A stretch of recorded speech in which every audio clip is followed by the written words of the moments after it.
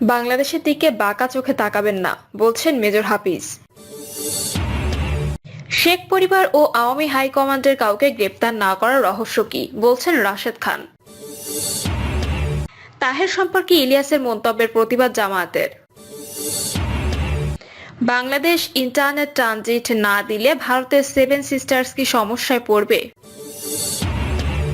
এবং সর্বশেষ জানাবো, 5 মাসে 1 টাকাও খরচ করতে পারেনি স্বাস্থ্য ও পররাষ্ট্র মন্ত্রণালয়। শুনছিলেন সংবাদ শিরোনাম, এবারে বিস্তারিত। বাংলাদেশের দিকে বাঁকা চোখে তাকাবেন না, বলছেন মেজর হাফিজ। বিএনপির স্থায়ী কমিটির সদস্য মেজর হাফিজ উদ্দিন আহমেদ বীর বিক্রম বলেছেন, বাংলাদেশের দিকে বাঁকা চোখে তাকাবেন না। আমরা কারো খাইও না, পড়িও না। আমরা স্বাধীন ও সার্বভৌম জাতি। আমরা দেশের মানুষের জীবনমান উন্নয়নের সংগ্রামে ব্যস্ত। দেশের মর্যাদা ও স্বাধীনতা বিপন্ন হোক, এটা আমরা কোনোদিন মেনে নিব না। তিনি আরো বলেন, ভারত সরকারের ভুল পররাষ্ট্রনীতির কারণে প্রতিবেশী দেশ মোদী সরকারের বিরুদ্ধে চলে গেছে। সুতরাং তাদের শিক্ষা নেওয়া উচিত। শহীদ প্রেসিডেন্ট জিয়াউর রহমান যে সুখী সমৃদ্ধশালী বাংলাদেশের স্বপ্ন দেখেছিলেন, বিএনপি নেতৃত্বে সেরকম একটি দেশ গঠন করা হবে। এদেশে গণতন্ত্র আরো শক্ত ভিত্তিতে প্রতিষ্ঠিত হবে। শেখ পরিবার ও আওয়ামী হাইকমান্ডের কাউকে গ্রেপ্তার না করার রহস্য কি, বলছেন রাশেদ খান। শেখ পরিবার ও আওয়ামী হাইকমান্ডের কাউকে গ্রেপ্তার না করার রহস্য কি জানতে চেয়েছেন গণ অধিকার পরিষদের সাধারণ সম্পাদক মোহাম্মদ রাশেদ খান। বলেছেন, শেখ হাসিনাকে ভারত থেকে দেশে ফিরিয়ে এনে বিচার নিশ্চিত করতে হবে। তিনি বলেন, আগামী 1 মাসের মধ্যে কক্সবাজারকে মাদক মুক্ত জেলা হিসেবে ঘোষণা করতে হবে। কক্সবাজারের মানুষ আমার কাছে অভিযোগ করেছে, এখানে আইন শৃঙ্খলা পরিস্থিতি নিয়ন্ত্রণে নেই। ডিসিএসপি পরিস্থিতি নিয়ন্ত্রণ করার জন্য কঠোর পদক্ষেপ নিতে পারছে না। এখনো আওয়ামী লীগের প্রেতাত্মারা ঘুরে বেড়াচ্ছে। যারা এখানে গুম খুনের নির্দেশদাতা, তারা বুক ফুলিয়ে ঘুরে বেড়াচ্ছে, কাউকে গ্রেপ্তার করা হচ্ছে না। তিনি বলেন, এই কক্সবাজারে ওসি প্রদীপের তাণ্ডব আমরা দেখেছি। 200 এর অধিক মানুষকে সে ক্রস ফায়ার দিয়ে হত্যা করেছে, কিন্তু কাদের নির্দেশে তিনি হত্যা করলেন? তাদেরকে কি বিচারের আওতায় আনা হয়েছে? এখানে মেজর সিনহা হত্যা শিকার হয়েছে, তখন কোনো গণমাধ্যম নিউজ করেনি। আমরা সামাজিক যোগাযোগ মাধ্যমে প্রতিবাদ করেছি। এরপর আলোচনায় আসে, ওসি প্রদীপ আটক হয়। রাশেদ বলেন, মায়ানমার থেকে টেকনাফ হয়ে বাংলাদেশে ইয়াবা আসে, এতে বিজিবির হাত থাকার অভিযোগ আছে। টেকনাফ সীমান্তে সিসি ক্যামেরা বসাতে না পারলে এগুলো ধরা যাবে না। আমরা চাই না টেকনাফে আর কোনো বদির জন্ম হোক। বদির সাম্রাজ্য ভেঙে চুরে খান খান করতে হবে। আমাদের স্পষ্ট কথা, শেখ হাসিনাকে ভারত থেকে ফিরিয়ে আনতে হবে বলে দাবি করে তিনি বলেন, এখনো শেখ পরিবার ও আওয়ামী হাইকমান্ডের কেউ গ্রেপ্তার হয়নি। তার মানে কি এখানে কোনো সমঝোতা হয়েছে? আমরা গণহত্যাকারী দল আওয়ামী লীগ ও জাতীয় পার্টির সঙ্গে কোনো সমঝোতা মানব না। আগামী নির্বাচনে তারা অংশগ্রহণ করতে পারবে না, অবশ্য তাদের নিষিদ্ধ করতে হবে। জাপাকে 91-তে সুযোগ দেওয়ার খেসারত আজও দিতে হচ্ছে। আওয়ামী লীগকে বা সুযোগ দিয়ে এই খেসারত আর দিতে চাই না। কক্সবাজারের মানুষ অত্যন্ত সহজ সরল উল্লেখ করে তিনি বলেন, এখানে মহান আল্লাহর রহমত রয়েছে। প্রাকৃতিক সম্পদের ভান্ডার এই কক্সবাজার। এই জেলাকে মডেল জেলা হিসেবে গড়ে তুলতে হবে। আর কোনো গুম খুন এখানে হতে দেওয়া যাবে না। তাহের সম্পর্কে ইলিয়াসের মন্তব্যের প্রতিবাদ জামায়াতের। প্রবাসী সাংবাদিক ইলিয়াস হোসেন তার ইউটিউব চ্যানেল জামায়াতে ইসলামীর নায়েবে আমির ডক্টর সৈয়দ আব্দুল্লাহ মোহাম্মদ তাহের সম্পর্কে যে মন্তব্য করেছেন তার প্রতিবাদ জানিয়েছে জামায়াত। দলটির কেন্দ্রীয় প্রচার বিভাগের সেক্রেটারি মতিউর রহমান আকন্দ এক বিবৃতি দিয়ে এই প্রতিবাদ জানান। বিবৃতিতে তিনি বলেন, প্রবাসী সাংবাদিক ইলিয়াস হোসেন তার ইউটিউব চ্যানেলে আসিফ নজরুল মন্ত্রণালয়ের কাজ বাদ দিয়ে ইউটিউবারদের পেছনে দৌড়াচ্ছেন শিরোনামে প্রচারিত ভিডিওর এক জায়গায় জামায়াতে ইসলামের নায়েবে আমির ডক্টর সৈয়দ আব্দুল্লাহ মোহাম্মদ তাহের ভারতের লবিং মেইনটেইন করেন বলে যে মন্তব্য করেছেন তা আদৌ সঠিক নয়। তিনি বলেন, এ ব্যাপারে আমাদের সুস্পষ্ট মন্তব্য হলো, জামায়াতে ইসলামী একটি আদর্শিক দল। জামায়াতে ইসলামের সব কার্যক্রম প্রকাশ্য। শুধু ডক্টর সৈয়দ আব্দুল্লাহ মোহাম্মদ তাহের নন, জামায়াতে ইসলামের কোনো নেতাকর্মী অন্য কোনো দেশের লবিং মেনটেইন করে চলে না। জামায়াতের প্রত্যেক নেতাকর্মী দলীয় আদর্শের ভিত্তিতে পরিচালিত হয়। জামায়াত ইসলামের কোনো নেতা বা কর্মী দেশ বিদেশে কারোর সঙ্গে লবিং করে চলার কোনো সুযোগ নেই। বিবৃতিতে তিনি জামায়াত ইসলামের সম্পর্কে জনগণের মধ্যে বিভ্রান্তি তৈরি হয় এ জাতীয় মন্তব্য প্রচার করা থেকে বিরত থাকার জন্য সব মহলের প্রতি আহ্বান জানান। বাংলাদেশ ইন্টারনেট ট্রানজিট না দিলে ভারতের সেভেন সিস্টার্স কি সমস্যায় পড়বে।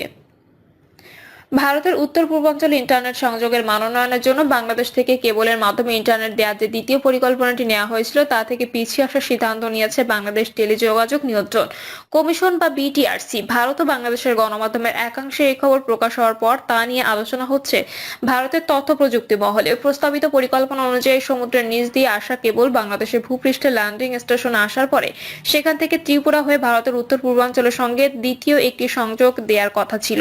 তবে 2021 সাল থেকে চালু হওয়া প্রথম ইন্টারনেট সংযোগটি অবশ্য এখনো চালু আছে। ভারতের বিশ্লেষকরা মনে করছে, বাংলাদেশ যদি সত্যি বাড়তি ব্রডব্যান্ড ইন্টারনেটের প্রস্তাবিত সংযোগটি না দেয়, তাহলে উত্তর পূর্ব ভারতের তথ্য প্রযুক্তি ক্ষেত্রের উন্নয়নে বিশেষ প্রভাব পড়বে না। ভারতের নিজস্ব যে ইন্টারনেট ব্যান্ড উইডথ আছে তা ওই অঞ্চলের জন্য এখনো যথেষ্ট বলে মনে করছে বণিক মহল।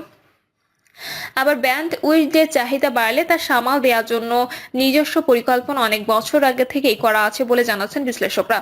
ভারতের অর্থনীতি সংক্রান্ত সংবাদপত্র দ্য ইকোনমিক টাইমসের একটি প্রতিবেদন অনুযায়ী সামিট কমিউনিকেশন এবং ফাইবার হোম এই দুটি বেসরকারি বাংলাদেশি সংস্থা বাংলাদেশ টেলিকমিউনিকেশন রেগুলেটরি কমিশন বিটিআরসির কাছে আবেদন জানানোর পরে কমিশন সেদেশের টেলিযোগাযোগ মন্ত্রণালয়ের কাছে প্রকল্পটির বিষয়ে অনুমোদন চেয়েছিল। সিঙ্গাপুর থেকে আখাউড়া সীমান্ত পর্যন্ত ব্যান্ড উইডথে পৌঁছানোর কথা ছিল। সেখান থেকে ভারতের টেলিকম সংস্থা ভারতীয় এয়ারটেল সেই সংযোগ উত্তর পূর্ব ভারতের বিভিন্ন রাজ্যে নিয়ে যাবে, এমনটাই ছিল প্রস্তাব। বিটিআরসির সূত্র উদ্ধৃত করে দ্য ইকোনমিক টাইমস লিখেছে যে ওই প্রস্তাব বাস্তবায়িত হলে বাংলাদেশের নিজেরই একটি আঞ্চলিক ইন্টারনেট হাব হয়ে ওঠার সম্ভাবনাতে বিরূপ প্রভাব পড়বে। বাংলাদেশকে ট্রানজিট রুট হিসেবে ব্যবহার করে ত্রিপুরা, অরুণাচল প্রদেশ, আসাম, মিজোরাম, মণিপুর, মেঘালয় এবং নাগাল্যান্ডে দ্রুতগতির ইন্টারনেট আরো ছড়িয়ে দেওয়া সম্ভব হতো ওই প্রকল্প বাস্তবায়িত হলে। ঢাকা ডেইলি স্টার একটি প্রতিবেদনে বিটিআরসি চেয়ারম্যান মোহাম্মদ এমদাদুল বারীকে উদ্ধৃত করেছে এভাবে, গাইডলাইন এ ধরনের ট্রানজিট ব্যবস্থা অনুমোদন করে না। ওই একই রিপোর্টে এটা উল্লেখ করা হয়েছে, বাংলাদেশের যে দুটি বেসরকারি সংস্থা সিঙ্গাপুর থেকে আসা কেবল আখাউড়া পর্যন্ত নিয়ে যাওয়ার জন্য আবেদন করেছিল, তারই অন্যতম সামিট কমিউনিকেশনসের চেয়ারম্যান হলেন মোহাম্মদ ফরিদ খান, যিনি আওয়ামী লীগের প্রেসিডিয়াম সদস্য ফারুক খানের ছোট ভাই। ভারতের উত্তর পূর্বাঞ্চলের রাজ্যগুলোতে তথ্য প্রযুক্তি শিল্প গড়ে তোলার জন্য ভারত সরকার নানা প্রকল্প নিয়েছে গত কয়েক বছরে। প্রতিটি রাজ্যে যেমন গড়ে তোলা হয়েছে সফটওয়্যার পার্ক, তেমনি আসামে বড় বড় তথ্য প্রযুক্তি সংস্থা গড়ে তুলছে তাদের নিজস্ব পরিসর। এর মধ্যে উল্লেখযোগ্য হলো টাটা গোষ্ঠীর প্রায় 27,000 কোটি রুপি বিনিয়োগ করে সেমিকন্ডাক্টর কারখানা গড়ে তোলার প্রস্তাব। ভারত সরকারের উত্তর পূর্বাঞ্চল উন্নয়ন মন্ত্রণালয়ের দেওয়া তথ্য অনুযায়ী এশিয়ার চতুর্থ বৃহত্তম হাইপার স্কেল ডেটা সেন্টার সিটিআরএলএস আসামে একটা বৃহৎ ডেটা সেন্টার গড়ে তোলার ঘোষণা দিয়েছে। ভারতের সরকারি ন্যাশনাল ডেটা সেন্টার ও উত্তর পূর্বাঞ্চলের জন্য পৃথক ডেটা সেন্টার গড়ে তোলার কাজ শুরু করেছে 2021 সালে। এছাড়াও ড্রোন তৈরি শিল্প, সফটওয়্যার নির্মাণের মতো নতুন শিল্পক্ষেত্র সেখানে গড়ে উঠেছে। তথ্য প্রযুক্তি শিল্প যত বাড়বে তত ইন্টারনেটের ব্যান্ড উইডথের প্রয়োজন হবে, এটাই স্বাভাবিক। তাই বাংলাদেশ থেকে প্রস্তাবিত দ্রুতগতি ইন্টারনেট সংযোগ যদি এখন আর নাই পাওয়া যায়, তাহলে কতটা সমস্যায় পড়তে পারে উত্তর পূর্ব ভারতের ক্রমবর্ধমান তথ্য প্রযুক্তি শিল্প।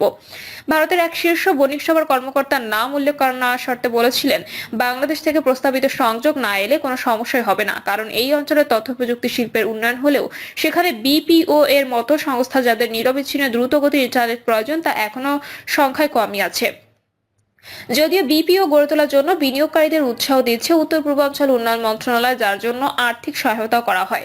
কলকাতা থেকে আসামের গুয়াহাটিতে নিজের সফটওয়্যার রপ্তানি ব্যবসার একটা বড় অংশ সরিয়ে নিয়ে গেছেন সোমনেটিক্স এর প্রতিষ্ঠাতা ও প্রধান কার্যনির্বাহী অফিসার শান্তনু সোম। তিনি বলেছিলেন, গত 8 থেকে 10 বছরের মধ্যে উত্তর পূর্বাঞ্চলের রাস্তাঘাট সহ নানা পরিকাঠামো যথেষ্ট উন্নতি হয়েছে। টাটা গোষ্ঠীর বিনিয়োগ এবং অন্যান্য তথ্য প্রযুক্তি প্রকল্পগুলি সেখানে বড়সড় বিনিয়োগ করেছে।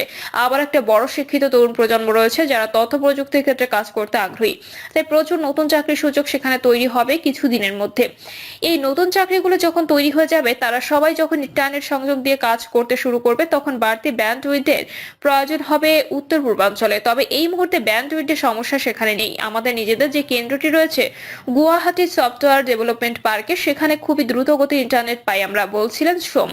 তার কথায় অদূর ভবিষ্যতের কথা ভেবে সাবমেরিন কেবলের মাধ্যমে বাংলাদেশ থেকে ভালো ব্যান্ডউইডথ যদি পাওয়া যায় সেটার প্রস্তাব ছিল, সেটা থেকে এখন পিছিয়ে আসার কথা বলা হচ্ছে। কেন এই প্রস্তাব থেকে পিছিয়ে গেল সেটা তো বাংলাদেশ সরকারের বিষয়। বিশ্লেষক প্রতিম রঞ্জন বসু বলছিলেন, নিশ্চয়ই বাড়তি ব্যান্ডউইডথের দরকার পড়বে উত্তর পূর্ব ভারতে, কিন্তু তার জন্য শুধু বাংলাদেশের উপরে নির্ভর করে এত বড় পরিকল্পনা তো করা হয়নি। ইতিমধ্যে চালু সংযোগগুলো তো আছেই, এর সঙ্গে পশ্চিমবঙ্গের দীঘাতে যে কেবল ল্যান্ডিং স্টেশন তৈরি হচ্ছে সেখান থেকে তো দ্রুতগতির ইন্টারনেট সংযোগ পাওয়া যাবে। আর পশ্চিমবঙ্গ থেকে উত্তর পূর্ব ভারত তো একেবারেই কাছে, তাই কোনো কারণে বাংলাদেশ থেকে সংযোগ না পাওয়া গেলে উত্তর পূর্ব ভারত কোনো সমস্যায় পড়বে না বলে আমার ধারণা। দুই দেশের প্রথম ইন্টারনেট সংযোগটি চালু আছে। ভারতের ত্রিপুরা থেকে বিদ্যুৎ নেওয়ার পরিবর্তে বাংলাদেশ থেকে ত্রিপুরায় দ্রুতগতির ইন্টারনেট সংযোগ পুরোদমে আসা শুরু হয় 2021 সালে। সেই ব্যবস্থাপনা অবশ্য দুই দেশের দুটি সরকারি সংস্থার মাধ্যমে সম্পন্ন হয়। ত্রিপুরার কেন্দ্রটি ভারতের উত্তর পূর্বাঞ্চলের একমাত্র আন্তর্জাতিক ইন্টারনেট গেটওয়ে।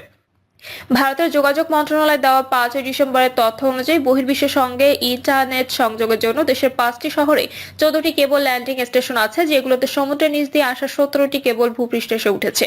আর সেখান থেকে সারা দেশে ইন্টারনেট সংযোগকারী ফাইবার অপটিক কেবল ছড়িয়ে পড়েছে। সেটার উত্তর পূর্ব সহ ভারতের অন্যান্য রাজ্যের ইন্টারনেটের মূল সংযোগ। এগুলো ছাড়া আন্দামান নিকোবর দ্বীপপুঞ্জ আর লাক্ষাদ্বীপের জন্য পৃথকভাবে সমুদ্রের নিচ দিয়ে নিজস্ব ইন্টারনেট কেবল সংযোগ গড়ে উঠেছে ভারত সরকার।